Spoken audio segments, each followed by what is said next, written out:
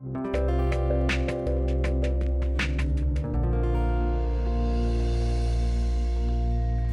there, my name is Jessica Barton. And I'm Liz Loy, and we're speech pathologists in the Department of Otolaryngology at the University of Kansas Hospital. Likely you're watching this video because you or a loved one are planning to undergo a total laryngectomy. This is a surgery that involves removal of the voice box, likely because of cancer. This video was created to help walk you through the steps in your journey. It is meant to be educational, but not necessarily take the place of face-to-face discussions with your speech pathologist or your doctor. The chapters in this video are meant to correlate with the steps in your journey. Please take your time and go at your own pace. We'd like to think that you can use this as a tool to go back and try to remember the things that your doctors and speech pathologists have told you about when you were in clinic.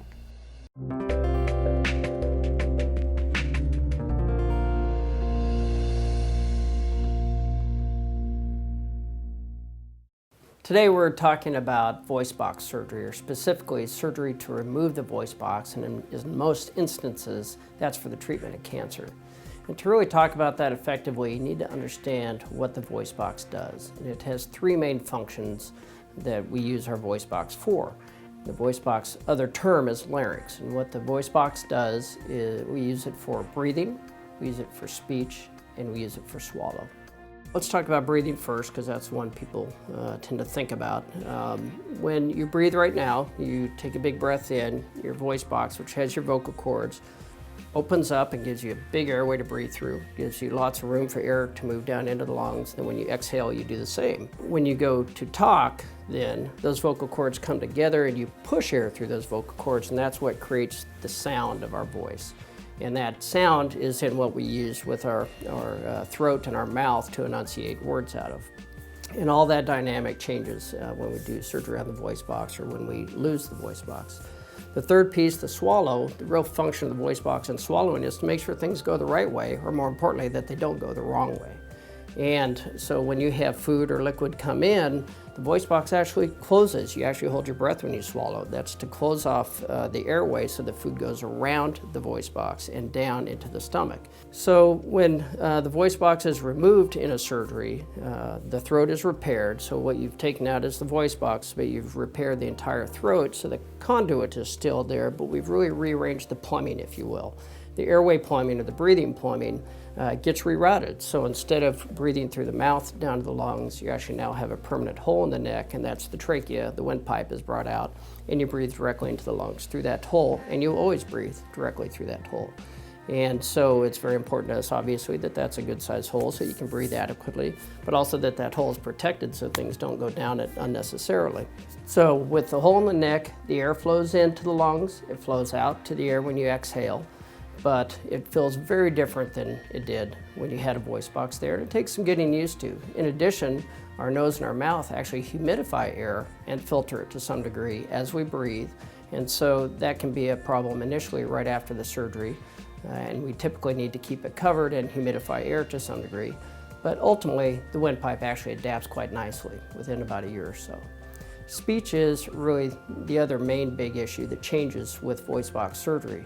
We've removed the voice box, therefore we've removed the vocal cords, and we no longer have that ability to create sound. So immediately after the surgery, how we communicate is by writing, either a grease board or notepad to communicate with those around you. As things heal up and the swelling goes down from surgery, we will go to a device called an electrolarynx, which is a vibrating device. You put it up against the skin of the neck, and that transmits sound into the throat to create that noise again. And that noise, again, you will use with your mouth, your tongue, and your throat to enunciate and create words and speech. As things heal up further, if people desire, there's an additional way to rehabilitate the voice called tracheoesophageal speech. And to do that, we make a small hole in the back of the breathing hole in the neck and put a one-way valve there that allows the air to flow once again from the lungs into the mouth or the throat, and then using the throat, the tongue, and the mouth, we can once again enunciate and create speech using our exhaled air, a more natural, somewhat more natural sounding voice.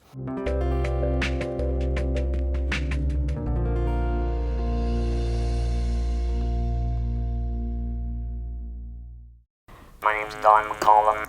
I'm from the Kansas City area. I've been in laryngectomy for about 15 years. I have a family, wife and 4 children, but my children have grown used to it. I think in the beginning stages of being a laryngectomy, it was scary, not knowing what people would think or how they would respond. But I've learned that if it doesn't bother me, it usually doesn't bother them, and I just keep talking. I talked a lot before being a laryngectomy, and some people were kind of disappointed it didn't slow me down. I still talk as much as I used to. I've recently started substitute teaching in the Raymore Peculiar School District. I teach anything from kindergarten to high school. The kindergartners usually ask the most questions, and class usually goes a lot better once I convince them that I'm not a robot. So, but I've enjoyed that a lot. Get a lot of questions. They get an education on anatomy and how speech works, their voice boxes, and how this little machine replaces their vocal cords. I was told at Mayo Clinic that my esophageal speech is easier if I speak softer. It's also a lot of the consonants that we use automatically put air down into our esophagus, which makes it easier to speak. But sometimes I try to just practice and see how many words that I can say before swallowing air, like supercalifragilisticexpialidocious. But I used to just try to say that as many times as I could, and it just built up strength, I think. But it's nice to have 2 forms of speech, to have an alternative, especially if your battery runs out in your electronic larynx, or your kids take a battery and hide it and think that it's funny. It's always nice to have an alternative way to speak. My name is Larry Durst. I'm a farmer, rancher, and cattleman from north central part of Kansas, right up next to the Nebraska line. And I first discovered I had throat cancer in summer of 2009. So November the 3rd of 2009, I had my voice box removed and become a laryngectomy. After that period of time to communicate, I started out with just a razor board for the first few weeks. And then I moved up to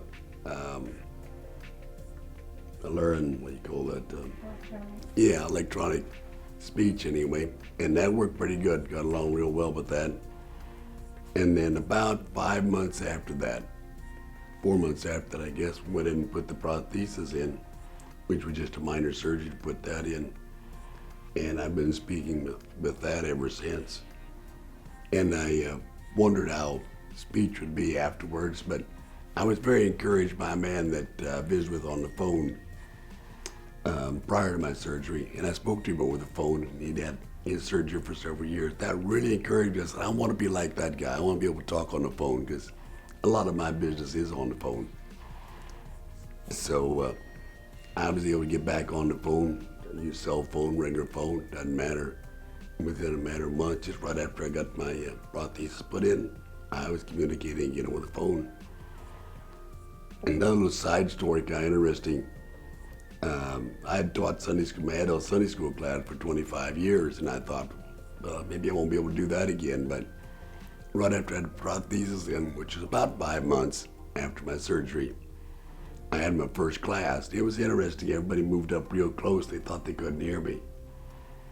After that, everybody moved back, said what they always did. We've never changed anything since, and I've taught every Sunday since then, so it's been a year and a half, I suppose.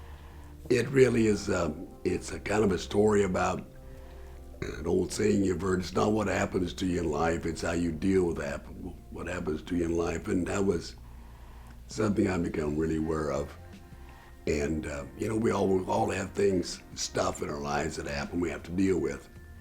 But, you just decide to move forward and move on just like everyone else does. Also, it became pretty clear to me too that it doesn't just happen to you, it happens to people around your family and so on. So everything you can do to make life more normal for them is better for you and for them. So that's what I've tried to do, and it's been worked out really well. I continue to go in and still on boards, go to meetings, and I just continue with life, go to kids' ball games, and just do life just like I did before.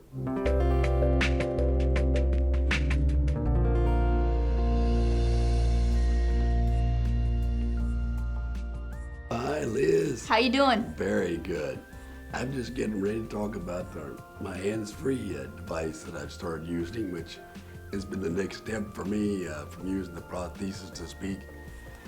Being a farmer and rancher, sometimes I'm in tractors and combines and things and talking on my cell phone, and that just takes two hands to do that. But with the hands free, why, I'll have one hand free all the time. I can just start talking and have the other hand free. So I'll go ahead and show you how we put that in, and I'll remove my the filter here, and I'll replace it with the hands free, and I'll show you how it works. Okay, Larry, while you do that, I'm going to walk our audience through it so they know what steps you're doing. So Larry took out the cassette, the HME, and he put in his hands-free valve. Larry, if you wouldn't mind, can you give us a sample of what your speech sounds like? Well, it probably doesn't sound a whole lot different.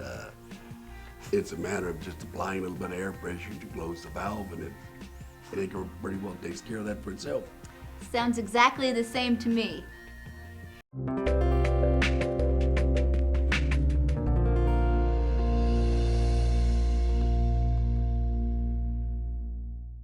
Following your surgery, one way of communication will be through the electrolarynx.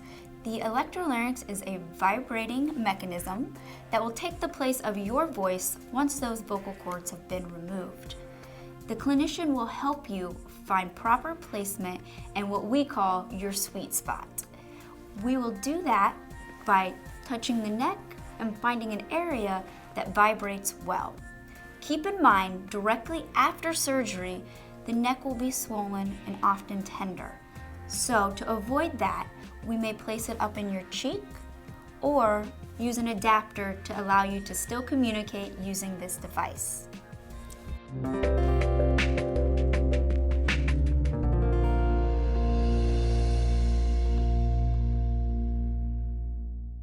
At the end of the surgery, we will place a feeding tube either in the nostril, or we will ask our general surgery colleagues to place a percutaneous gastrostomy tube or feeding tube into the stomach. And that will stay for definitely the hospital stay and probably a couple of weeks afterwards. Other than ice chips, most of the nutrition will be administered through the feeding tube. And that serves mainly to prevent all the strain on the tissues as they're healing. That will happen probably for about 2 weeks in patients who did not have radiation prior to surgery. So the nurses will teach you how to do feedings at home after you go home from the hospital. If the patient had radiation prior to a otolaryngectomy, this may take as long as a month. After 2 weeks or a month, as the case may be, we will do a swallowing test to make sure that all the tissues have healed well and there is no leak between the esophagus and the neck. If everything looks good, then we will pull the tube and have you start eating by mouth. And most of the patients, especially patients who did not have any radiation before surgery, are able to eat by mouth.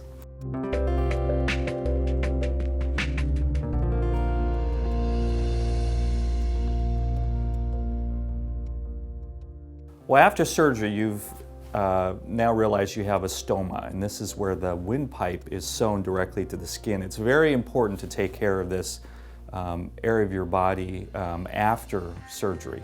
There are a number of sutures of different colors, usually, depending on what the surgeon prefers to use, that are be placed in there, and those need to be maintained there for about 7 to 14 days. You'll need to keep this area clean just like you would any incision. This will involve cleaning this with hydrogen peroxide diluted with saline or water, and then applying some antibiotic ointment. Please keep an eye on this area to make sure that it doesn't show any signs of infection or drainage of any fluid or pus-like material, because this can be an indication of a deeper infection. This is not uncommon after you've had radiation therapy when healing can be impaired, and so it's important to let us know if you notice any of these things or any other signs of infection like fever and increasing pain or redness. There are sutures that are also a little bit deeper in the stoma that you'll have. We'll try to take the ones on the outside surface out in 7 to 14 days, like I said, but some of those may not all come out and will work out over this next ensuing several months, and some of them may just stay. It's important to keep this area moist. This is the area of your windpipe. It goes directly to your lungs where you breathe. We prescribe you something called alcohol spray. Sometimes we use saline spray in addition to this or in lieu of this, and it's important to spray this down, and you can spray this down your stoma every hour if you need to keep this area humidified and moist. This is important to prevent crusting so that this area doesn't obstruct, so that you can keep this area clean and so that you can breathe freely around through the stoma without having any impaired breathing. Impaired breathing would first manifest itself by sounding noisy and you feeling like you're having to tug and breathe harder. And it's important to let us know if you notice any of these things. Try to keep this area humid. It also may involve using a mask that provides humidity. You probably initially will go home with this after surgery, but also you may benefit from having a bedside humidifier or a home humidifier. In the long run, you also have something called a stoma cover usually, which helps keep the body's innate moisture in your breath in the windpipe so that this area stays nice and humid to prevent the crusting. Some of you may actually go home with something called a laryngectomy tube, which is like a tracheostomy plastic tube that goes into the stoma. Sometimes they're metal as well. It's important to keep these clean and keep these open and free of obstruction, and you need to do this about once or twice a day. They're held around your neck with some straps. These should be tight enough to keep the tube in place, but not too tight to help compromise any of the blood supply that's necessary to flow to the reconstruction that's used during your surgery. Talk to us about that if you have any questions, concerns, or if you need some more specific instructions. The final thing to talk about is if you develop a neck infection. Please keep an eye on your neck incisions and around your stoma to see if there's any redness or swelling or pain developing. Drainage is important for us to know about. This could be a sign of something much deeper, and we need to know about this as soon as it occurs to help evaluate you and determine whether you need to have antibiotics, some further surgery to try to control this infection, or anything at all, or just local wound care. So if you notice anything like that, please let us know as soon as you notice it.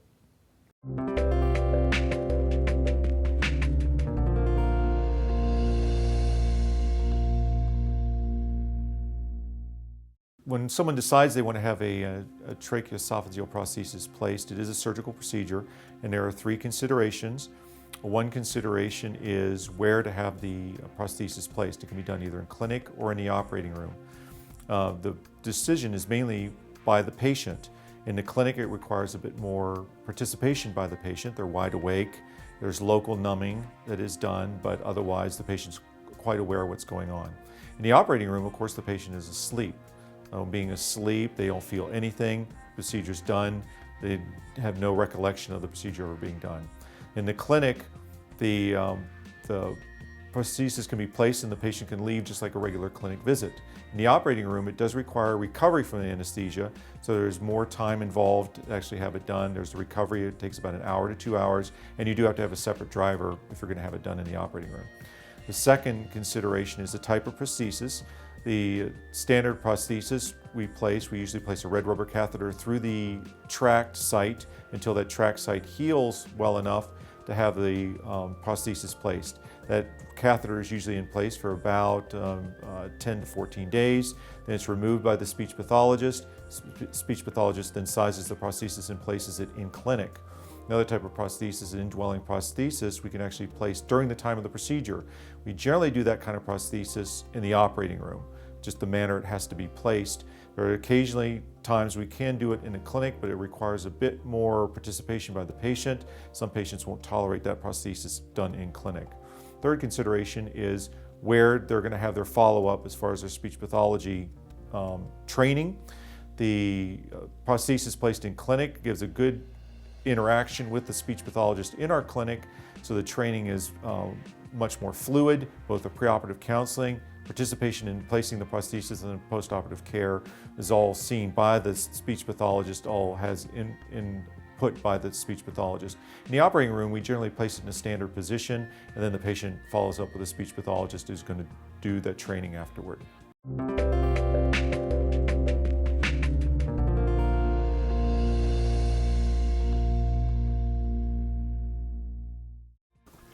Hi, my name is Dorothy, and I'm a nurse, and I work with patients with head and neck cancer.